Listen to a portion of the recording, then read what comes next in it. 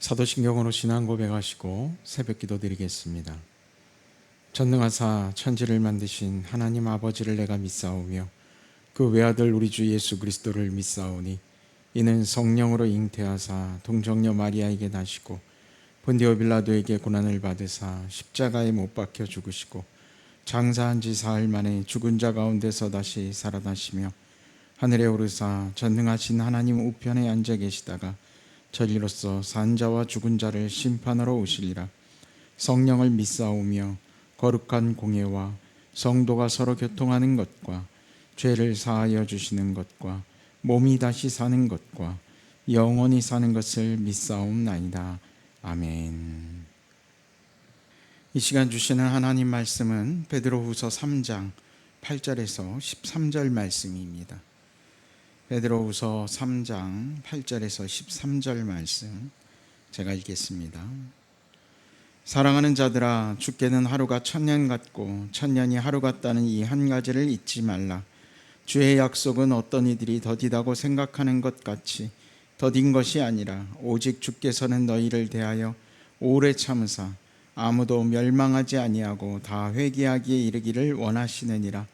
그러나 주의 날이 도둑같이 오리니 그날에는 하늘이 큰 소리로 떠나가고 물질이 뜨거운 불에 풀어지고 땅과 그 중에 있는 모든 일이 드러나리로다. 이 모든 것이 이렇게 풀어지리니 너희가 어떠한 사람이 되어야 마땅하냐? 거룩한 행실과 경건함으로 하나님의 날이 임하기를 바라보고 간절히 사모하라. 그날에 하늘이 불에 타서 풀어지고 물질이 뜨거운 불에 녹아지려니와 우리는 그의 약속대로 의가 있는 곳인 새 하늘과 새 땅을 바라보도다. 아멘. 이 베드로후서 3장의 말씀이 기록되던 당시에 기독교인들, 그들의 핍박과 고난은 이루 말할 수가 없었습니다. 잡혀가면 죽음을 당하기도 하고요.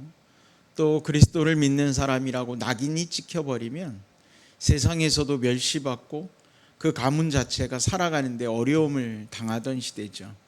그러니까 신앙이라고 하는 결단을 가지고 있어도 믿음을 지켜나간다는 것이 살아감에 있어 쉽지 않은 일이었습니다. 어떤 영적인 활동뿐만 아니라 삶이 고단해지고 삶이 피곤함을 넘어서 피폐해져가는 그런 무너진 삶을 살게 되는 것이죠. 정말 우리가 목에 칼이 들어온다는 표현을 쓰는데요. 정말 생명이 위태로워진다면 과연 나는 신앙을 지킬 수 있을까라고 하는 물음표를 달기도 하죠. 그만큼 초대 기독교인들은 삶이 무너짐에도 믿음을 지키려고 애쓰고 또 애썼습니다.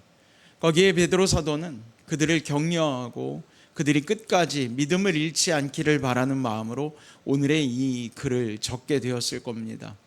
그러다 보니까 그들이 끝까지 믿음을 지킬 때 마지막 때에 있는 궁극적인 목표를 이루는 것, 그것이 그들에게는 마지막 가지고 있는 희망이자 소망이 아니었을까라는 생각을 합니다. 그들이 바랬던 건 뭘까요? 하루속히 주님 다시 오셔서 이 고난을 종식시켜 주시기를 원하지 않았겠습니까? 그런데 그 시간은 자꾸 그들에게는 더디만 가는 것처럼 느껴졌던 것이죠. 그래서 오늘 베드로는 이런 이야기를 합니다.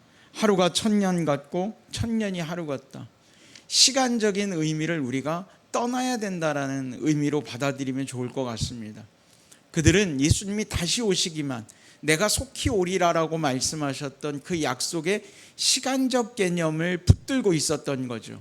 그러다 보니까 믿음이 어려워지고 힘들 때 손을 놓는 것, 믿음을 놓게 되는 것은 결국엔 내가 기다릴 만큼 기다렸다, 이제 지쳤다, 힘들다라고 하는 생각이 들 때마다 믿음의 끈을 놓게 되는 겁니다. 우리도 기도하면서 하나님 앞에 간구할 때 내가 기도할 만큼 기도했음에도 나의 삶의 변화가 없을 때, 믿음의 확신이 생기지 않을 때 우리는 때로는 신앙을 떠나가는 이들을 만날 수 있습니다. 그래서 이 베드로는 오늘 시간적 개념을 떠나서 하루가 천년 같고 천년이 하루 같은 그 시간, 이제는 우리가 그 시간을 던져버리고 이제는 주님의 말씀, 그리고 마지막 때에 반드시 이루어질 것이라고 하는 하나님의 약속을 끝까지 붙잡고 가자라고 이야기하는 거죠. 그것이 바로 새 하늘과 새 땅의 개념입니다. 지금 우리가 처해 있는 이 상황, 주님 다시 오신다면, 하나님의 나라가 도래한다면 분명한 건 지금과는 완전히 다른 세상이 될 것이다 라고 하는 것에 대한 희망을 가지고 있는 거죠. 그런데 이것이 마치 이단과 사이비들처럼 그냥 마지막 때가 올 때만 기다리고 있는, 무작정 기다리는 자의 모습이 아니라는 거예요. 오늘 베드로는 이렇게 얘기합니다. 그들이 살아가는 것에 있어서 거룩한 행실과 경건함으로 우리가 그때를 기다려야 한다라는 거죠.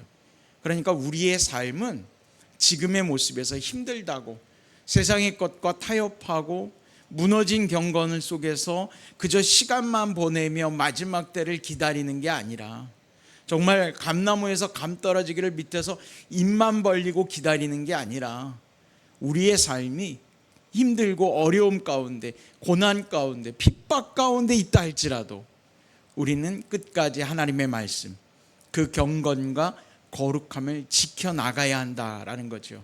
그럴 때 비로소 새 하늘과 새 땅이 우리에게 주어진다는 겁니다.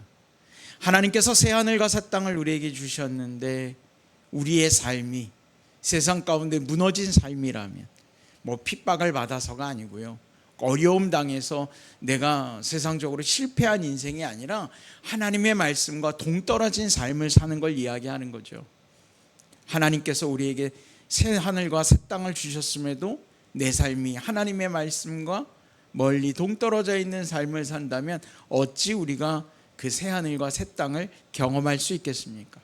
사랑하는 성도 여러분, 우리에게 새 하늘과 새 땅이 주어질 때 우리는 담대하게 그곳에 들어갈 수 있는 거룩한 성도로 준비가 되어져 있기를 바랍니다.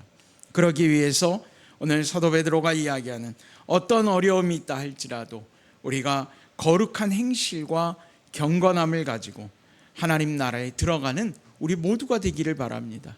이것이 바로 주님께서 우리에게 원하시는 거라는 거죠. 시간적인 개념 속에 힘겨워하고 있는 그들에게 단 한 가지, 마지막 때까지 모두가 회개하기를 바라는 마음으로 주님이 주시는 그 시간, 이제 우리는 그 시간을 뛰어넘어 내게 주어져 있는 삶 안에서 거룩한 행실과 경건함을 지키며 주님이 허락하실 새 하늘과 새 땅을 맞이할 수 있는 우리 믿음의 성도들 될 수 있기를 주의 이름으로 간절히 축원합니다. 기도하겠습니다. 하나님 아버지, 주의 약속이 우리에게 있음을 우리가 믿습니다. 이제 주께서 새 하늘과 새 땅을 예비하시고 우리의 삶이 곤고할지라도 늘 우리와 함께 하시며 그 믿음의 마지막 종착지에서 주님과 함께하는 기쁨을 누리게 하여 주시옵소서. 오늘도 이 말씀을 통하여 새롭게 거듭난 삶을, 거룩하고 경건한 삶을 살기를 소망하고 결단하는 모든 성도들, 그들에게 주님의 능력으로 붙잡아 주시고 세상의 어떤 유혹 속에도 핍박 속에서도 흔들림 없이 끝까지 주님의 길을 가게 하여 주옵소서. 예수님의 이름으로 기도드렸습니다. 아멘. 주님 가르쳐 주신 기도하겠습니다. 하늘에 계신 우리 아버지여, 이름이 거룩히 여김을 받으시오며 나라가 임하시오며 뜻이 하늘에서 이루어진 것 같이 땅에서도 이루어지이다. 오늘 우리에게 일용할 양식을 주시옵고 우리가 우리에게 죄 지은 자를 사하여 준 것 같이 우리 죄를 사하여 주시옵고 우리를 시험에 들게 하지 마시옵고 다만 악에서 구하시옵소서. 나라와 권세와 영광이 아버지께 영원히 있사옵나이다. 아멘.